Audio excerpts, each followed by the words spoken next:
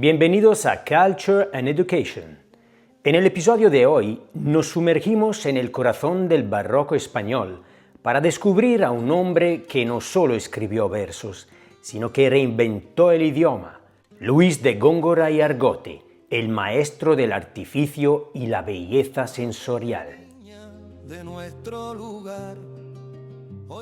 Nacido en la Córdoba de 1561, en la célebre Casa de las Pavas, Góngora creció en un ambiente de la erudición. Su padre era un hombre culto con una vasta biblioteca y su tío, un influyente clérigo, le aseguró un futuro como racionero de la catedral a la temprana edad de 14 años.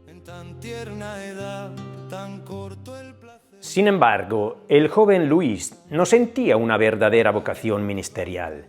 Su destino estaba en las letras. Durante sus años de estudiante en la Universidad de Salamanca, Góngora comenzó a forjar su fama. No fue el alumno más aplicado en leyes, pero sí el más brillante entre los poetas, dejándose arrastrar por lo que sus biógrafos llaman lo sabroso de la erudición. Es aquí donde nace su duplicidad, ese contraste tan barroco que lo acompañaría siempre. Por un lado, escribía letrillas y romances llenos de humor y tono popular. Por otro, composiciones cultas que desafiaban la inteligencia de sus lectores. A Góngora se le ha llamado el ángel de la luz y el príncipe de las tinieblas. Esta dualidad divide su obra en dos bloques. En su faceta más clara, nos regaló poemas como Ándeme yo caliente y ríase la gente, donde ensalza los placeres sencillos frente a la ambición cortesana.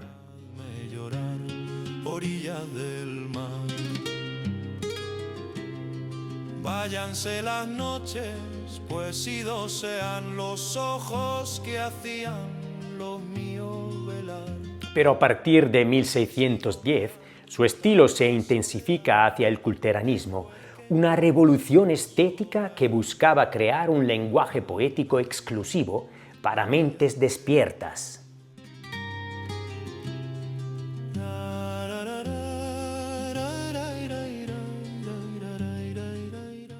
Sus obras maestras, la fábula de Polifemo y Galatea y Las Soledades, desataron un auténtico escándalo literario.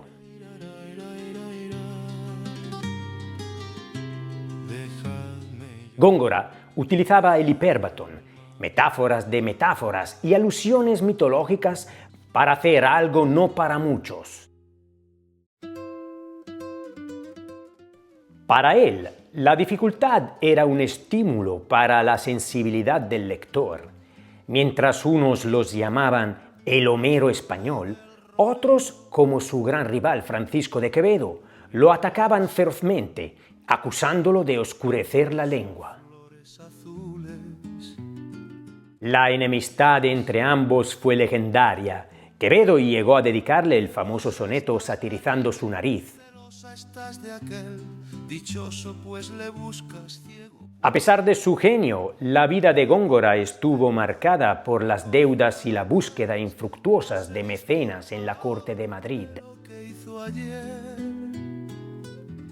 Era un hombre de gustos claros, amante del juego y de la vida acomodada.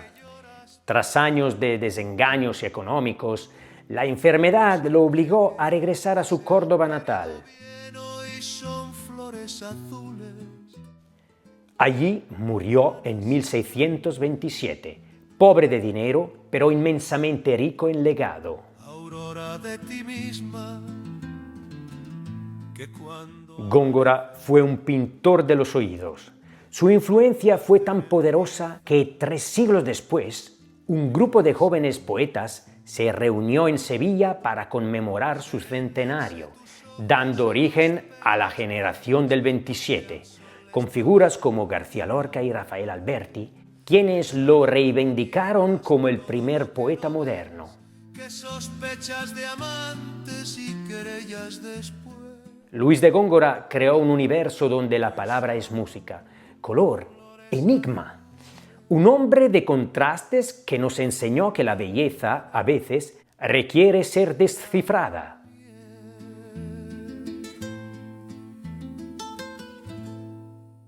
Y antes de terminar, quiero invitarte a descubrir una parte muy especial del canal. Encontrarás también varios vídeos dedicados a la poesía de Luis de Góngora, transformada en música.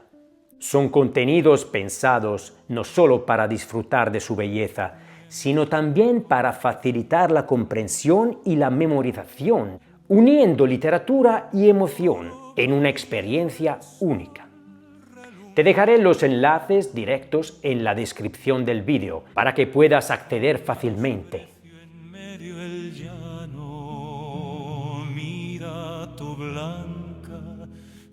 Gracias por acompañarnos en este viaje literario en Culture and Education. Si te ha gustado conocer al gran maestro del culteranismo, no olvides suscribirte y compartir. ¡Hasta la próxima!